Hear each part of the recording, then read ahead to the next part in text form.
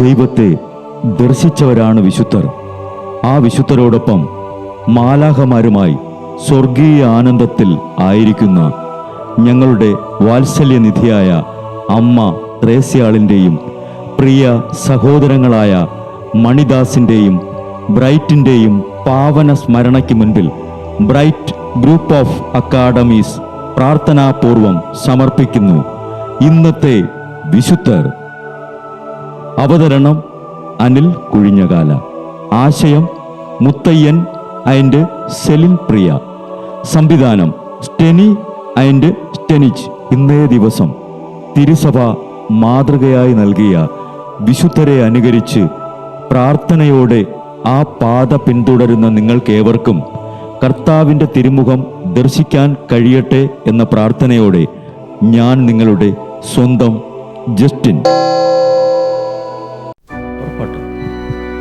ഇന്ന് ജനുവരി 9, സെബസ്റ്റായിലെ വിശുദ്ധ പീറ്ററിൻ്റെ തിരുനാൾ. വിശുദ്ധരുടെ കുടുംബം എന്നറിയപ്പെട്ടിരുന്ന ബേസിൽ സീനിയറിൻ്റെ 10 മക്കളിൽ ഇളയവനാണ് പീറ്റർ. സഹോദരി മക്രീനയാണ് പീറ്ററിനെ വളർത്തിയതും ഭക്താഭ്യാസങ്ങൾ പഠിപ്പിച്ചതും. മറ്റു സഹോദരങ്ങളെപ്പോലെ തന്നെ പീറ്ററിനും ലൗകിക കാര്യങ്ങളല്ല, പരിപൂർണ ദൈവസ്നേഹം സമ്പാദിക്കാനുള്ള മാർഗങ്ങൾ പഠിക്കാൻ അവനും ആഗ്രഹിച്ചു. അമ്മയായ എമിലിയ പുണ്യവതി 2 സന്യാസാശ്രമങ്ങളും ബേസിൽ തൻ്റെ കീഴിൽ പുരുഷന്മാർക്കായി ഒരു ആശ്രമവും മക്രീന സ്ത്രീകൾക്കായി ഒരു ആശ്രമവും സ്ഥാപിച്ചു. ബേസിലിൻ്റെ കീഴിൽ ഉണ്ടായിരുന്ന ആശ്രമത്തിൽ പീറ്ററും അഭയം തേടി. പിന്നീട് പീറ്റർ ആ ആശ്രമത്തിൻ്റെ ശ്രേഷ്ഠ സ്ഥാനം ഏറ്റെടുക്കേണ്ടി വന്നപ്പോൾ ആ ജോലികൾ ഭംഗിയായി തന്നെ നിർവഹിക്കുകയും പോനൂസിലും കപ്പദോച്ചിയായിലും ഉണ്ടായ ഭയങ്കര ക്ഷാമത്തെ പീറ്റർ തൻ്റെ ആശ്രമത്തിലും സ്വഭവനത്തിലും ഉണ്ടായിരുന്ന സമസ്തവും വിറ്റ് ദരിദ്രർക്ക് കൊടുത്ത് ആ ക്ഷാമം പരിഹരിക്കുകയും ചെയ്തു. വിശുദ്ധ ബേസിൽ കേസറിയായിലെ മെത്രാനായപ്പോൾ പീറ്ററിന് പട്ടം നൽകി. ബേസിൽ മരിച്ച പിറ്റേ കൊല്ലം അർമീനിയയിലുള്ള സെബസ്റ്റായിലെ മെത്രാനായി പീറ്റർ അഭിഷേചിക്കപ്പെട്ടു.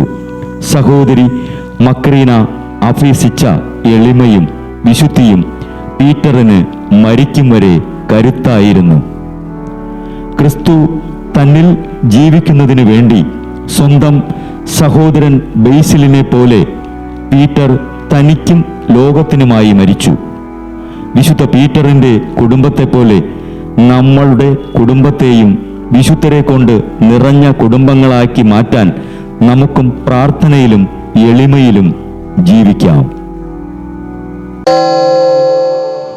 ബ്രൈറ്റ് കുടുംബത്തിൽ നിന്നും കർത്താവ് തൻ്റെ മുന്തിരിത്തോപ്പിലേക്ക് വിളിച്ച് പൗരോഹിത്യം നൽകി അനുഗ്രഹിച്ച റവറൻ ഫാദർ ബിൽ ബ്രൈറ്റും സന്യാസത്തിലേക്ക് വിളിച്ച് അനുഗ്രഹിച്ച് മണവാട്ടിയാക്കിയ സിസ്റ്റർ മരിയ ജോസും വിശുദ്ധരെ അനുകരിച്ച് ഇവിടെ ഈ ഭൂമിയിൽ ആത്മാക്കളെ നേടാനായി ഇരുൾ വീണ താഴ്വരയിലൂടെ നടക്കുമ്പോഴും പൈശാചിക ശക്തികൾ വിടാതെ പിന്തുടർന്ന് പീഡിപ്പിക്കുമ്പോഴും മരണം നിഴലായി കൂടെ നടക്കുമ്പോഴും ദിവ്യകാരുണ്യം എപ്പോഴും ആത്മാവിന് കരുത്തേകും പോലെ തിരുവചനമെന്നും പാതയിൽ വിളക്കായി ജ്വലിച്ച് ആ ജ്വാലയിൽ അനേകായിരം ആത്മാക്കളെ നേടിയെടുക്കാൻ സകല വിശുദ്ധരെ, മാലാഖമാരെ ഇവർക്കു വേണ്ടി എപ്പോഴും കർത്താവിനോട് മാധ്യസ്ഥം വഹിച്ച് പ്രാർത്ഥിക്കണമേ.